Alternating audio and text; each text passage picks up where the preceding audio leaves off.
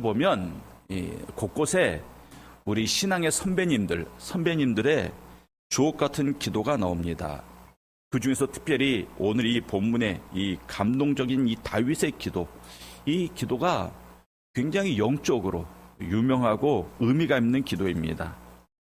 이 사무엘하 7장은 다윗 언약이라고 불리는, 하나님께서 다윗에게 주신 그런 축복의 언약의 말씀이 기록되어 있습니다. 그 언약의 말씀을 다윗이 받았어요. 다윗이 받은 다음에 그 말씀을 근거로 하나님께 기도를 하고 있습니다. 그래서 오늘 우리가 이 본문의 기도를 통해서 하나님의 약속의 말씀을 받은 백성들은 어떻게 반응해야 되는가? 우리가 오늘 또 말씀을 받잖아요. 이 말씀 앞에서 우리가 어떻게 말씀을 받아들이고 어떻게 반응해야 되는가? 귀한 교훈을 얻기를 바랍니다. 첫째는 겸손한 감사로 응답해야 됩니다. 따라하겠습니다. 감사로 응답하자. 18절 말씀 보면 다윗 왕이 여호와 앞에 들어가 앉아서 이르되 주 여호와여 나는 누구이오며 내 집은 무엇이기에 그랬습니다. 나는 누구이오며 내 집은 무엇이기에. 다윗이 하나님의 축복의 말씀을 받은 다음에 보인 첫 번째 반응이 이거예요. 자신과 자신의 가문이 아무것도 아니라는 것입니다. 여러분들, 다윗의 가문은 목축업을 하는 가문입니다. 목축업. 그러니까 우리나라로 치면 농사 짓는 집안이에요. 왜? 이스라엘은 목축업을 하는 나라이고 우리나라는 농사를 짓는 나라이기 때문에 목축업이다. 그리고 우리나라로 농사 짓는 집안이구나. 이렇게 우리가 생각하면 됩니다. 그러니까 물어봅니다. 너희 아버지 뭐 하시니? 네, 농사 지으십니다. 그때 딱 떠오르는 그 집안. 알겠죠? 저 집은 농사 짓는구나. 딱 그 느낌. 그런 정도의 가문입니다. 그러니까 잘난 것도 없고 특별한 것도 없는 그러한 집안입니다. 그리고 그러한 집안에서 다윗은 막내예요. 막내. 그러니까 가문이나 개인이나 잘난 것이 없다. 이것을 지금 다윗이 고백하고 있습니다. 다윗은 나중에 자기가 왕이 되지 않습니까?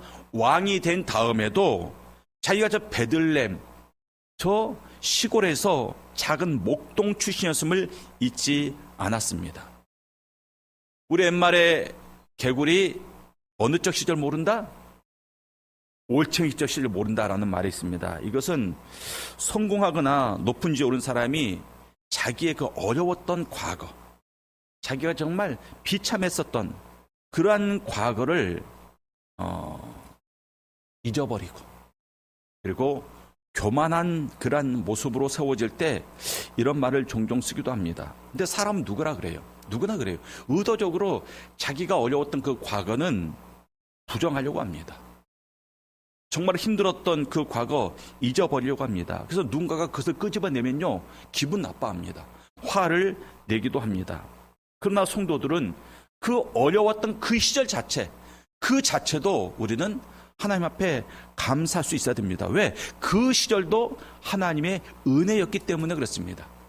우리가 잘 될 때, 잘 나갈 때만 하나님의 은혜가 있는 게 아니라 그 어려웠던 시절에도 여전히 변함없이 하나님의 은혜가 우리의 삶을 이끌어갔음을 우리가 알기 때문에, 믿기 때문에 우리는 어떤 상황 속에서도 하나님께 감사할 수가 있는 겁니다. 다윗은 지금 나는 누구이오며 내 집은 무엇이기에 물으면서 지금 내가 왕이 된 것, 내가 지금 성공한 것이 바로 온전히 하나님의 은혜였다. 이것을 고백하고 있습니다. 내 공로나 자격이 아니라 내 노력이 아니라 전적으로 하나님의 섭리였음을 다윗이 인정하고 있습니다. 제가 앞에서도 말씀드렸습니다. 다윗이 왕이 되기 위해서 노력한 것 있습니까? 아니에요. 왕이 되기 위해서 노력한 것 하나도 없습니다. 그래서 도망 다녔잖아요. 도망 다녔습니다. 그러나 도망 다니는 와중에 자기가 해야 될 일, 자기의 역할, 자기의 책임을 그냥 그때그때 최선을 다했을 뿐입니다. 왕이 되기 위한 노력을 하나도 안 했어요. 그런데 하나님께서 다윗을 왕으로 세워주시잖아요. 백성들이 찾아가서 다윗을 왕으로 세우지 않습니까? 그러니까 다 하나님의 은혜와 섭리였음을 고백하고 있는 겁니다. 다윗이 지금은 이스라엘의 왕이었고 또 여전히 전쟁의 영웅이었고 많은 업적을 이룬 그런 지도자였지만 하나님 앞에서 자신은 뭐라고요? 베들레헴 땅의 작은 목동이었던 그 모습, 그 모습을 하나님 앞에 지금 고백하고 있는 겁니다. 그런 나를 여기까지 이르게 하셨나이까? 그런 나를 하나님께서 지금 이 왕의 자리까지 하나님께서 인도하셨습니다. 라는 그런 귀한 고백을 드리고 있는 겁니다. 우리 성도님들, 우리는 어떤 삶 가운데 결과가 주어졌을 때 그것을 내 노력, 내 열심, 그것의 결과로 우리가 받아들일 때가 종종 있습니다. 우리가 뭔가를 얻기를 위해서 정말 열심히 노력해요. 정말 쉬지 않고 땀 흘려가면서 우리가 우리의 삶을 살아갑니다. 왜 그렇습니까?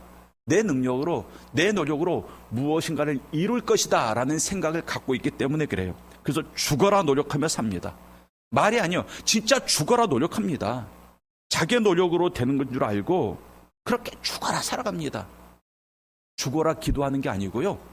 죽어라 주님을 의지하는 것이 아니라 그냥 죽어라 노력하면서 살아갑니다. 내가 하겠다라는 거죠. 내가 한다라는 것입니다. 하나님께 맡기지 않고 내가 해보겠다라는 것입니다. 내 인생 내가 책임지겠다. 그것입니다. 그러나 그 죽어라 노력하는 그 모습에 믿음은 없어요. 하나님은 없습니다. 하나님의 은혜도 없습니다. 하나님의 응답도 없습니다. 뭐만 있습니까? 나만 있고 내 노력만 있는 거예요. 그러니까 그런 인생은 불쌍한 인생입니다. 오늘 본문의 다윗의 겸손한 태도는 우리에게 도전을 줍니다. 우리의 삶에서 우리가 누려야 될 모든 축복과 모든 은혜와 모든 열매는 하나님의 은혜로 주어진 것이다. 이것을 우리가 인정을 해야 됩니다. 그리고 앞으로도 그 하나님의 은혜 안에서만 우리의 삶이 가능하다라는 것을 우리가 인정해야 됩니다. 그리고 나서 이 다윗처럼 나는 그런 은혜를 받을 만한 자격이 있는 사람이다. 이게 아니라 내가 누구이기에, 우리 집안이 무엇이기에 나에게 이러한 은혜를 주십니까? 스스로 물으면서 겸손한 모습으로 그 하나님 앞에 우리가 엎드릴 수 있어야 됩니다.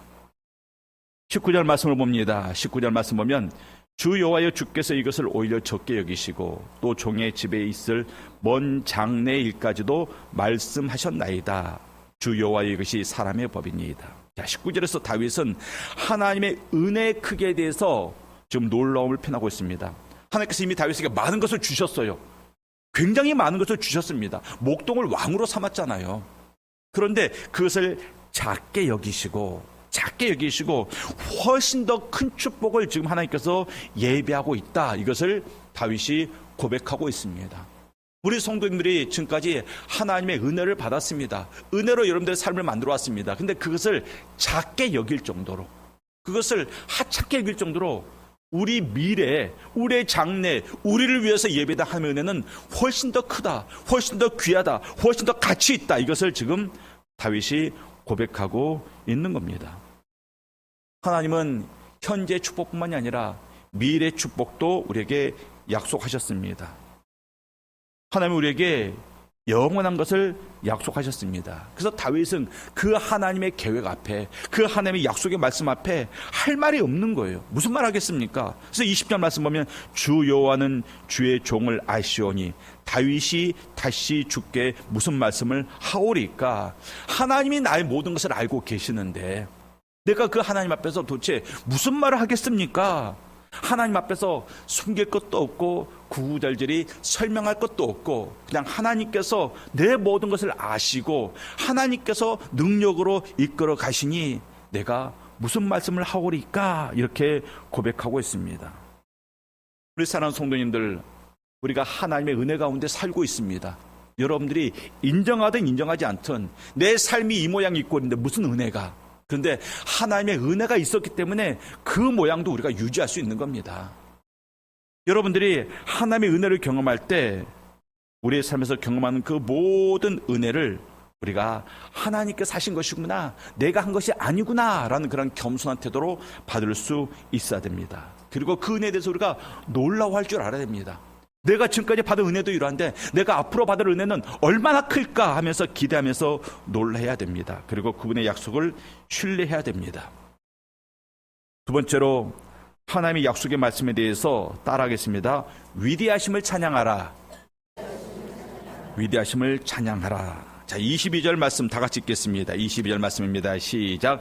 그런즉 주 여호와여 이름으로 주는 위대하시니 이는 우리 귀로 들은 대로는 주와 같은 이가 없고 주 외에는 신이 없음이니이다. 자, 주와 같은 이가 없고 주 외에는 신이 없음이니이다. 다윗은 하나님의 약속에 대해서 뭐라고 고백합니까? 주는 위대하시니. 자, 위대하시다. 여기서 말하는 위대하시다, 히브리어 가달, 이 말은 크기가 위대하다. 그리고 그 중요함이 위대하다, 영광이 위대하다, 그 위엄이 위대하다, 이런 많은 것들을 함축하고 있습니다. 그런데 다윗이 하나님의 위대함에 대해서 고백하면서 뭐라고 말하고 있습니까? 우리 귀로 들은 대로는, 다윗이 하나님에서 귀로 들었어요. 들었더니 그 하나님은 정말 위대하신 하나님이구나 라는 고백이 나오는 겁니다. 자, 그러면 다윗은 하나님의 위대하심을 누구에게 들었을까요? 누구에게 들었을까요? 다윗이?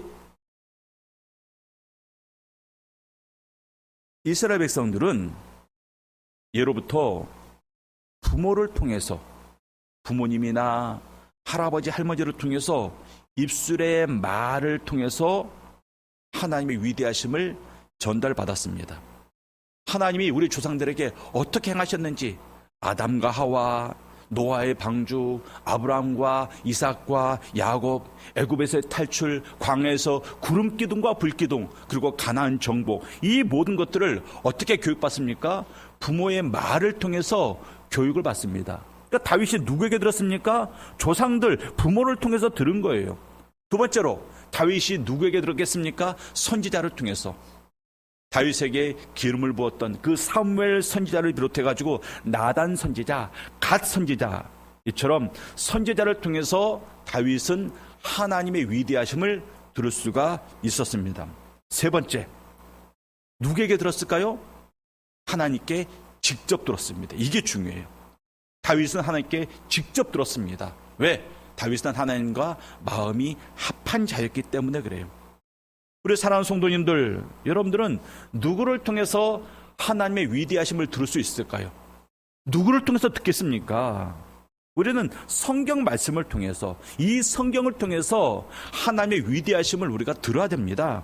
그래서 성경을 읽으면 읽을수록 우리 하나님이 이처럼 위대하신 하나님이구나, 강하신 하나님이구나 라는 것을 우리가 깨달아 알게 됩니다.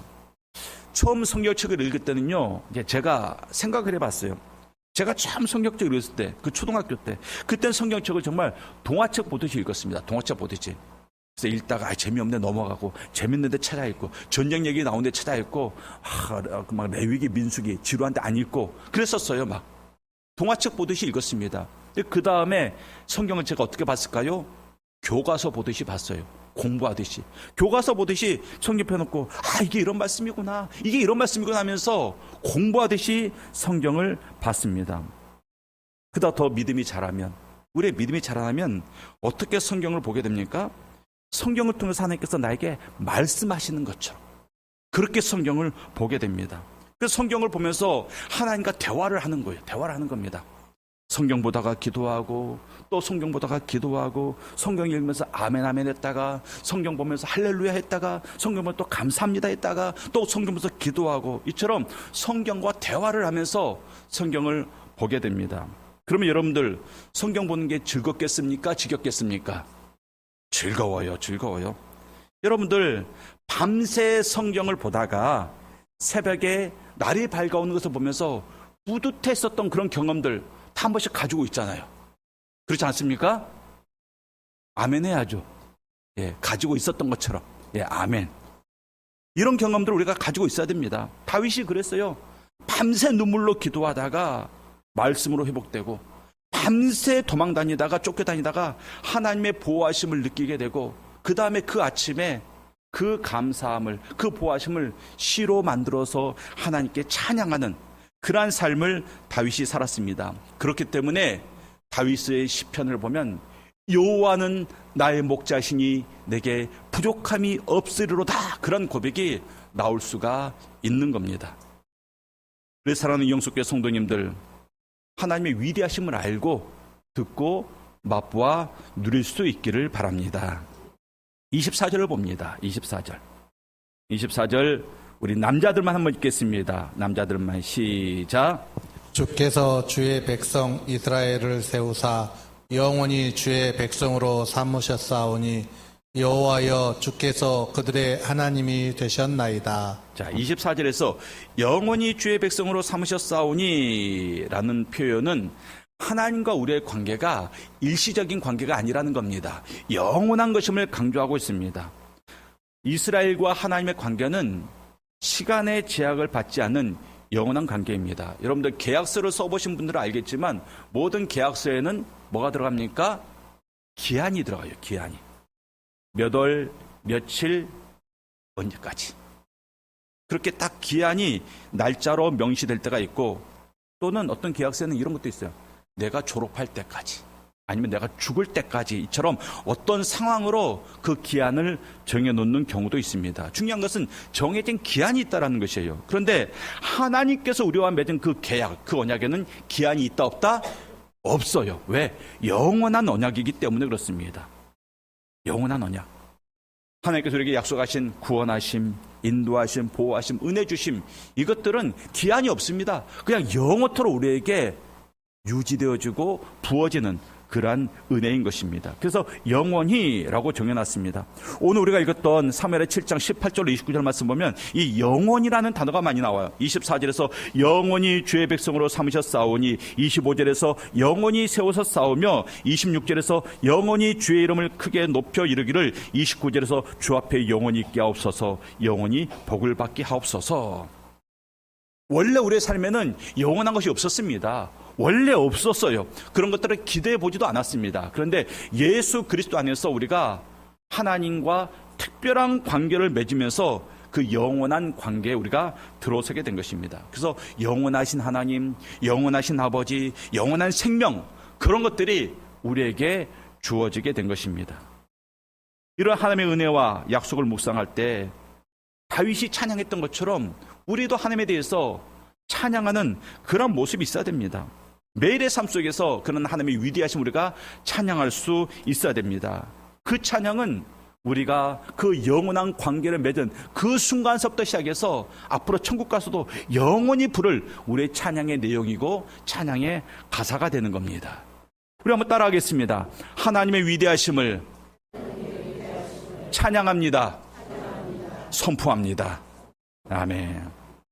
세 번째로 이 하나님의 언약에 대해서 다윗이 어떻게 반응을 했는가? 바로 하나님의 약속을 믿고 기도했습니다. 따라합니다. 약속을 믿고 기도하라. 이 사무엘하 7장은 다윗이 하나님께 성전을 지어드리고 싶다라는 그러한 소원으로부터 시작을 합니다. 근데 하나님께서 선지자를 통해서 그것을 막으시죠. 네가 나를 위해서 집을 짓는 게 아니야. 내가 너를 위해서 집을 세울 것이다. 이렇게 약속을 하십니다. 25절 말씀 보면 여호와 하나님이여 이제 주의 종과 종의 집에 대하여 말씀하신 것을 영원히 세우셨사오며 말씀하신 대로 행하사. 자, 하나님이 다윗에게 내가 너의 집을 영원히 세울 거야 그 약속을 줬거든요. 그러자 이제 그 약속에 대해서 다윗이 말하는 겁니다. 하나님 그 말씀대로 행하여 주시옵소서라는 간구를 드리고 있습니다. 다윗은 하나님의 약속의 말씀을 근거로 하나님께 기도하고 있습니다. 그리고 그 기도는 자기를 위한 게 아니라 하나님의 영광을 위한 기도를 드리고 있습니다. 26절을 보면 만군의 여호와는 이스라엘의 하나님이라 그렇게 말합니다. 만군의 여호와라는 그 표현, 여러분들 어떤 호칭에는요 굉장히 많은 의미를 담고 있습니다. 이 만군의 여호와라는 것은 하나님의 강력한 능력과 주권을 의미하고 있습니다. 그러니까 이 하나님의 호칭으로 이미 다윗은 하나님께 뭐하고 있습니까? 경배를 드리고 있는 거예요. 호칭으로만 이미 경배를 드리고 있는 겁니다. 어떤 아이가 친구들에게 자기 아빠를 소개해요. 우리 아빠는 남자 어른이다? 틀린 말입니까? 맞는 말이죠. 우리 아빠는 남자 어른이야. 그런데 그 아빠에 대한 소개에 자기 아빠에 대한 어떤 찬양이나 존경이나 경배함이 있습니까? 없습니다. 근데 이렇게 소개합니다. 야, 우리 아빠는 못하는 것이 없어. 세상에서 힘이 제일 세. 제일 멋있어. 그러면 그 호칭에 대해서는 아빠에 대한 그 뜨거운 마음이 표현되어 있잖아요. 그러니까 만군의 여호와라는 표현이 바로 그런 거예요. 만군의 여호와. 다윗이 하나님을 바라보면서 하나님의 신이야 그렇게 말하지 않고 하나님은 만군의 여호와이다. 이 고백 가운데 하나님은 능력이 없으시다. 하나님은 가장 강하신 분이다. 하나님은 온 세상을 통치하시는 그러한 왕 중의 왕이시다. 이런 고백이 그 가운데 포함되어 있는 겁니다. 그러면서 다윗이 27절에서 왜 이러한 기도를 하게 되었는지 그 이유를 말하고 있어요. 27절에서 주께서 주의 종에게 알려줘 이르시기를 내가 너를 위하여 집을 세우리라 하셨으므로 주의 종이 이 기도로 주께 간구할 마음이 생겼나이다. 먼저 하나님께서 나에게 약속을 주셨기 때문에, 먼저 하나님이 나에게 약속하셨기 때문에 그 약속을 붙잡고 내가 이제 기도할 마음이 생겼습니다. 이렇게 말하고 있는 겁니다. 무슨 말입니까? 우리가 성경을 볼 때마다 그 성경 말씀 안에서 우리의 기도 제목을 찾을 수 있어야 된다는 겁니다. 우리의 기도는 하나님의 약속의 말씀에 근거를 두어야 됩니다. 그러니까 다윗이 하나님의 말씀을 받자마자 그 말씀을 통해서 기도한 것처럼 우리도 성경에 기록된 그 수많은 말씀 누구에게 주신 거예요? 나에게 주신 거잖아요. 그러면 그 말씀을 붙잡고 우리가 기도 제목을 찾아야 됩니다. 그래서 다윗의 기도는 하나님의 약속의 말씀을 붙잡고 기도하는 굉장히 아름다운 모델이에요. 사람들이 하나님에 대한 기대감이 있으면 기도를 해요. 하나님에 대한 기대감이 있는 사람이 기도합니다. 그런데 하나님에 대한 기대감이 없으면 기도를 안 합니다. 평소에 자녀들과 약속을 잘 지키는 아빠가 있었습니다. 아빠가 출근할 때 자녀들에게 약속을 합니다. 아빠 퇴근할 때 치킨 사올게. 요즘처럼 치킨을 배달해서 먹는 사람들은 이해를 못하겠지만 제가 결혼할 때까지만 해도요, 배달은 중국집에서 배달해 먹었어요. 다른 건 배달 안 했습니다. 그때 배달 문화가 없었어요. 처음 휴대폰이 보급화되고 2010년도가 11년도에 배달의 민족이 설립이 되면서 그때부터 사람들이 온갖 것들을 다 배달해 먹었습니다. 그러니까 그전엔 치킨을 어떻게 먹어야 됐습니까? 엄마가 시장에서 사오거나요, 아니면 아빠가 퇴근할 때 치킨을 사와야 했습니다. 아빠가 약속을 했습니다. 치킨 사오겠다고. 그러면 아이들이 아빠 퇴근 시간만 기다리죠. 중간에 또 확인도 합니다. 아빠, 아침에 약속한 것처럼 오실 때 치킨 잊지 마세요 하고 한 번 또 약속도 확인합니다. 근데 어떤 아빠는요, 맨날 거짓말만 해요. 치킨 사올게 하고 치킨 안 사옵니다. 그 다음날 아빠가 오늘은 피자 사올게 해놓고 피자 안 사옵니다. 그 다음날 아빠가 오늘 아이스크림 사올게 해놓고 아이스크림 안 사옵니다. 자, 그러면 아빠가 출근할 때 뭔가를 사오겠다 했을 때 아이들이 기대할까요? 기대 안 합니다. 기대 안 하고요, 그런 부모에게는 구하지도 않아요. 누가 구합니까? 부모에 대해서 신뢰함이 있는 자녀들이 부모에게 구하는 겁니다. 어떤 성도가 기도할까요? 하나님의 약속의 말씀, 이 성경 말씀을 의심하지 않고 신뢰하는 성도들이 하나님께 기도하는 겁니다. 여러분들, 누가 건축을 놓고 기도하겠습니까? 하나님께서 이 건축을 이루어 주실 거라는 그런 믿음이 있는 성도가 하나님께 기도하는 겁니다.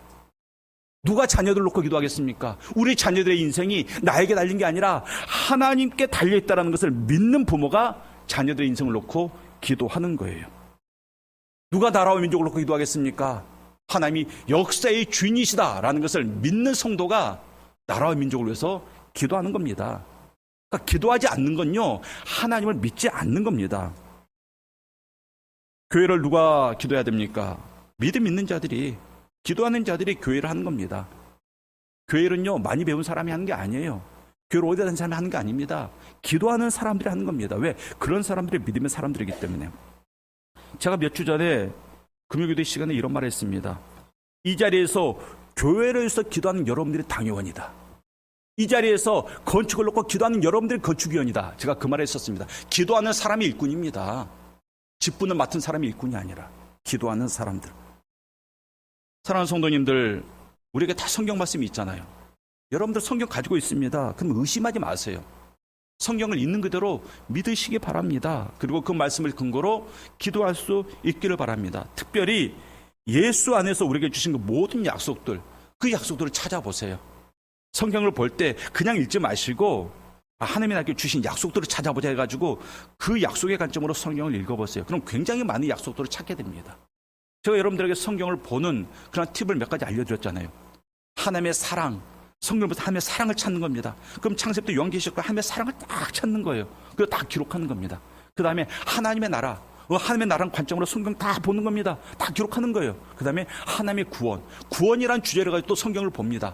창세부터 요한계시록까지. 이것도 구원이구나, 이것도 구원이구나. 마찬가지로 하나님의 약속, 그런 관점으로 한번 성경을 보십시오. 나를 향한 얼마나 많은 약속들이 있는지, 이 성경에 나를 위한 약속, 우리 가정을 위한 약속, 우리 직장을 위한 약속, 우리 교회를 위한 약속이 얼마나 풍성이 있는지 그 약속들을 우리가 찾아 누려야 됩니다. 그리고 그 약속을 근거로 우리가 기도할 수 있어야 됩니다. 사랑하는 성도님들, 다윗은 하나님의 축복의 언약을 받았습니다. 그 언약 앞에서 어떻게 반응합니까? 감사로 고백합니다. 두 번째로 그 위대하심을 찬양하고 있습니다.